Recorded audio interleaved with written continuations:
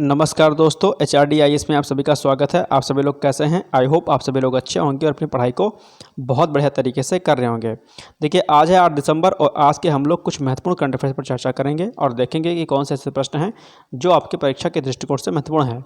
इसके पहले मैं आपको बताना चाहता हूँ कि ये जो करंट अफेयर्स आपको डेली कराया जाता है, ये आपका RO, ARO, UPPCS, UPSSC, PET, MPPSC, UGC net, CUT सहित सभी एक दूसरी परीक्षाओं के लिए समान रूप से उपयोगी होता है। तो आप किसी भी परीक्षा की तैयारी कर रहे होंगे, ये करंट अफेयर जो है आपके लिए उपयोगी साबित होगा, ध्यान रखिएगा। चलिए आइए आगे बढ़ते हैं और सेशन को स्टार्ट करते हैं। पहला प्रश्न हमारा आज का है कि हाल ही में यूनेस्को ने गरबा नृत्य को किस राज्य के सांस्कृतिक विरासत सूची में शामिल किया गया है। तो आपको पता ही होगा कि गरबा नृत्य जो है कहाँ का है, गुजरात का है। तो ये देख करके आप अपने आंसर को तुरंत सही कर सकते हैं। तो इसका जो राइट आंसर हो जाएगा गुजरात हो जाएगा। आइए जरा इसकी व्याख्या देखते हैं। हाल ही में यूनेस्को ने गरबा नृत्य को सांस्कृतिक विरासत सूची में शामिल किया है। संयुक्त राष्ट्र शैक्षिक, वैज्ञानिक तथा सांस्कृतिक संगठन यानी कि यूनेस्को जिसको हम बोलते हैं, ये क्या है, संयुक्त राष्ट्र का क्या है, एक निकाय है। ध्यान रखिएगा, पूछ सकता है आपसे।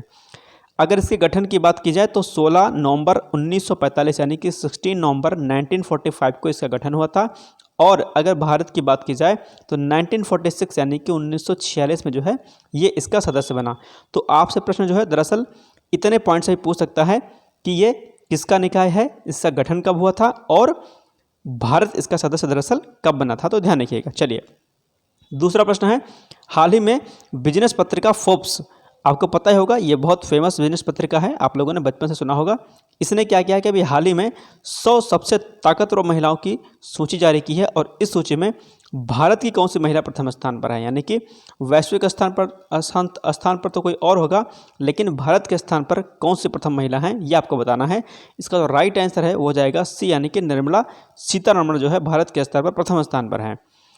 चलिए व्याख्या देखते हैं इसकी। हाल ही में बिजनेस पत्रिका फोर्ब्स ने विश्व की 100 सबसे ताकतवर महिलाओं की सूची जारी की है। इस सूची में भारत की 4 महिलाओं को शामिल किया गया है, जिसमें से निर्मला सीतारमण जी क्या है, प्रथम स्थान पर हैं, जो कि वैश्विक स्तर पर कितने नंबर पर हैं, 32वें स्थान पर हैं। ध्यान रखिएगा।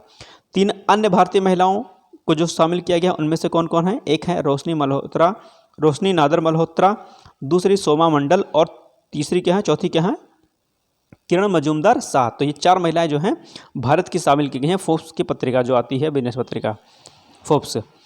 जबकि वहीं वैश्विक स्तर पर अगर बात की जाए तो प्रथम स्थान पर कौन है, यूरोपीय संघ की अध्यक्ष उर्सुला वान डेर। अब ये आपसे पूछ सकता है कि प्रथम स्थान पर जो है फोर्ब्स ने किसको शामिल किया है, तो उर्सुला वान डेर को शामिल किया है। और ये क्या है, ये बेल्जियम की रहने वाली है, ध्यान रखिएगा, और यूरोपीय संघ के अध्यक्ष भी हैं। दूसरे स्थान पर कौन है वैश्विक स्तर पर, क्रिस्टीन लेगार्ड हैं, ये यूरोपीय सेंट्रल बैंक की क्या है, अध्यक्ष हैं, ध्यान रखिएगा। चलिए नेक्स्ट क्वेश्चन, IBA जूनियर विश्व मुक्केबाजी चैंपियनशिप 2023 का आयोजन कहाँ पर किया गया। इसका जो राइट आंसर हो जाएगा, कब किया गया, इसका जो राइट आंसर हो जाएगा 23 नवंबर से लेकर के 4 दिसंबर के मध्य में 2023। ठीक, व्याख्या देखते हैं कि IBA जूनियर विश्व मुक्केबाजी चैंपियनशिप 2023 का आयोजन 23 नवंबर से 4 दिसंबर 2023 के मध्य में किया गया है। माफ़ कीजिएगा, ये 4 दिसंबर 2023 होगा, इसको सही कर लीजिएगा। इसका आयोजन अर्मेनिया के एरेवन में किया गया। ये पॉइंट भी आप लोग ध्यान रखिएगा, पूछ सकता है कि इसका जो है आयोजन कहाँ पर किया गया था। नेक्स्ट क्वेश्चन है, हाल ही में भारत ने जलवायु परिवर्तन पर संयुक्त राष्ट्र फ्रेमवर्क कन्वेंशन यानी कि UNFCCC में पार्टियों के सम्मेलन के किस संस्करण की मेजबानी करने की पेशकश की है। इसका जो राइट आंसर हो जाएगा सी, यानी कि 33वें सम्मेलन की बात कही गई है। व्याख्या देखते हैं जरा इसकी। हाल ही में भारत ने जलवायु परिवर्तन पर संयुक्त राष्ट्र फ्रेमवर्क कन्वेंशन यानी कि UNFCCC के लिए पार्टियों के 33वें सम्मेलन, जिसे हम बोलते हैं COP33 यानी कि कॉन्फ्रेंस ऑफ पार्टीज की मेजबानी करने की पेशकश की है। यानी कि अब जो है भारत जो है COP समिट की बैठक कब करेगा, कौन से समिट की बैठक करेगा, 33वें जो है समिट की मेजबानी करेगा, ध्यान रखिएगा। और COP जो 8 था यानी कि कॉन्फ्रेंस ऑफ पार्टीज का 8वां जो सम्मेलन था, उसकी मेजबानी भारत ने वर्ष कब की थी, वर्ष 2002 में की थी। ये पॉइंट भी आपको ध्यान रखिएगा, पूछ सकता है परीक्षा में कि जो है कब की थी भारत ने इसकी अध्यक्षता, मेजबानी। चलिए क्वेश्चन नंबर 5 है, विश्व एड्स दिवस कब मनाया जाता है। बहुत कॉमन क्वेश्चन है, इसका जो राइट आंसर हो जाएगा 1 दिसंबर। अक्सर आपसे जो परीक्षा में प्रश्न पूछ लेता है इससे। विश्व एड्स दिवस 1 दिसंबर को मनाया जाता है। अगर इसके थीम की बात की जाए तो इस वर्ष की थीम है समुदायों को नेतृत्व करने दें। मोस्ट इंपॉर्टेंट क्वेश्चन है, ध्यान रखिएगा और थीम इसको याद कर लीजिएगा आप। क्वेश्चन नंबर 6 है कि हाल ही में निम्नलिखित में से किसे बीबीसी के अध्यक्ष के रूप में चुना गया है। इसका जो राइट आंसर हो जाएगा ए, यानी कि समीर शाह को हाल ही में बीबीसी के नए अध्यक्ष के रूप में चुना गया है।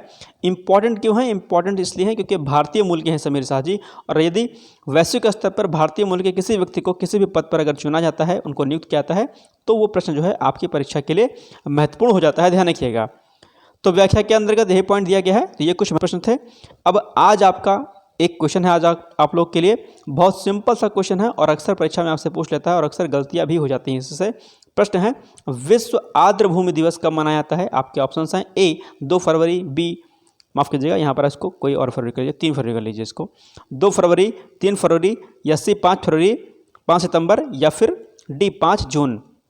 ठीक, तो इसमें से आपको कोई एक आंसर देना है, एक आंसर इसका राइट है, और मुझे उम्मीद है कि इस प्रश्न का उत्तर आप लोग जरूर देंगे क्योंकि बहुत कॉमन क्वेश्चन है। और आपका टास्क क्या है? टास्क ये है कि आपको विश्व आर्द्रभूमि दिवस तो बताना ही बताना है कि कब होता है, और इस वर्ष की थीम क्या थी आपको ये भी बताना है।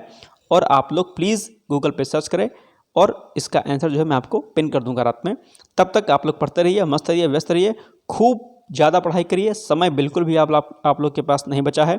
चाहे आपकी परीक्षा पीसीएस की हो 2024, चाहे आरओ की हो, या यूपीएससी की हो, या किसी अन्य इंस्टीट्यूट की परीक्षाएं हों, सभी जो है अभी हाल फिलहाल में नज़दीक हैं। तो आप लोग पढ़ते रहिए, मस्त रहिए। कोई दिक्कत होती है कमेंट बॉक्स में जाकर कमेंट करिए। नवंबर का करंट अफेयर्स आज रात तक मैं आपको दे दूंगा, 10 बजे तक मिल जाएगा आपको। बाकी अगस्त से लेकर के और अक्टूबर तक का करंट अफेयर्स रेडी है, जो कि ऑलरेडी मैंने आप सभी लोगों को प्रोवाइड करा दिया है। चलिए फिर मिलते हैं कल एक नए सेशन के साथ। तब तक के लिए मस्त रहिए, व्यस्त रहिए। जय हिंद, जय Bharat. Thank you so much.